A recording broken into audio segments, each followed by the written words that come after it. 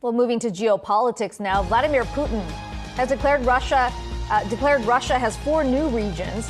This after what many labeled a sham referendum in Russian-controlled Ukrainian areas. The regions named are Luhansk, Donetsk, Kherson, and Zaporizhia. The Biden administration has responded with new sanctions on Moscow. All of this comes amid speculation over leaks on key pipelines bringing gas from Russia to Europe. Some European leaders suggest the Russian state is behind damage to Nord Stream 1 and 2. Russia's top intelligence agency says the West was behind it.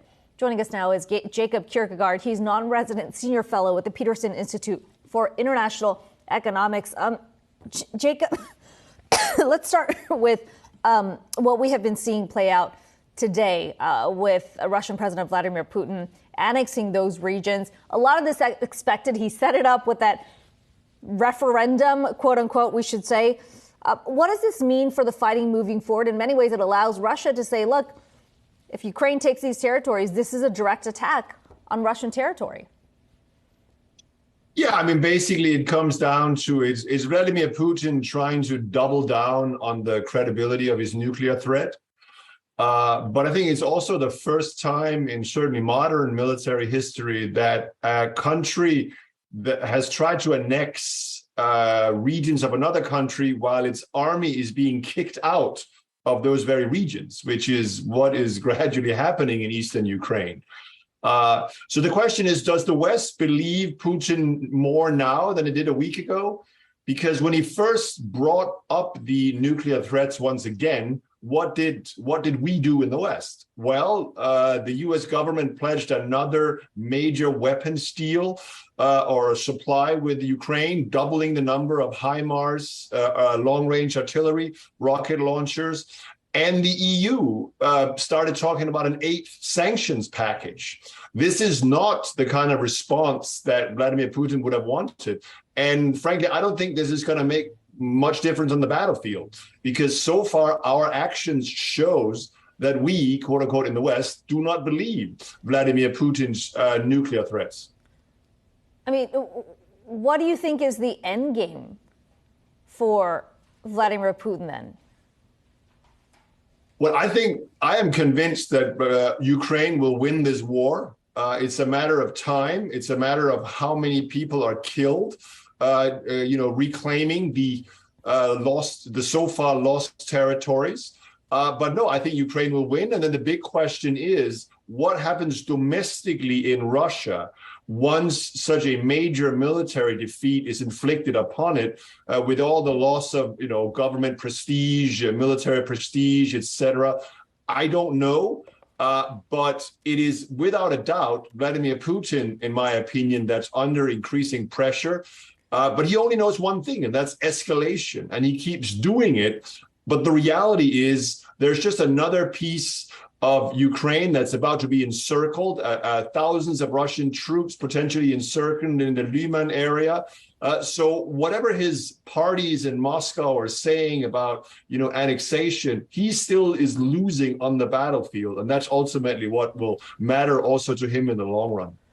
Even as the fighting continues between Russia and Ukraine, there's certainly a lot of discussion over at the EU about the impending energy crisis, especially with winter approaching. A number of varying approaches on that front. But I wonder, when you look at the unity in the EU on this issue of Russia and Ukraine, to what extent do you think that starts to get much more fragmented the closer we get to the winter months, the deeper we get into winter, when they face so much, they as in these leaders face so much domestic pressure about doing something on these energy prices? Well, I don't actually think it matters that much for public opinion. There was a new poll out in Germany earlier today that showed that public support for continuing to support Ukraine, despite the rising energy prices and the cost of the economy, was going up. It was about 75% of German voters say that. And this is true in virtually all EU members, maybe with the exception of Hungary. What we're seeing is that EU governments are, firing the fiscal cannons at this problem. We've got about 3% of GDP on average devoted to mitigating the rising cost of energy and cost of living. So, the average European is being, to a very large extent, shielded from this. So from that perspective, again, minus Hungary, which is certainly a special case here, I think EU unity is holding up and, in fact, will continue to hold up quite well. Finally, you have a strong response coming out of the White House today.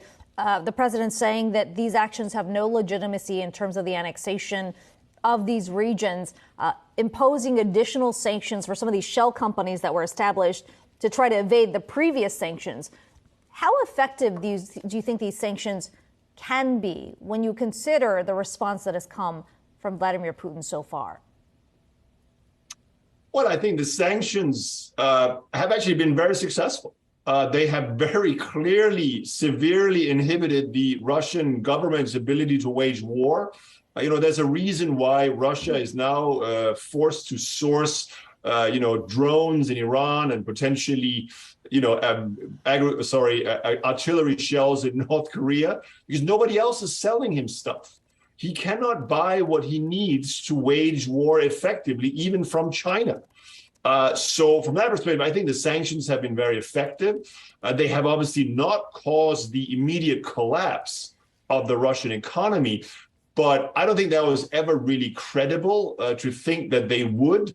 But they are, in my opinion, also, causing the long-term decline in Russian oil and gas exports. Not immediate, not as fast as we would like, but in the long term, they're also going to undermine Russia's economic ability to wage this war. So overall, I think the sanctions are a success when measured at a realistic scale or against a realistic metric.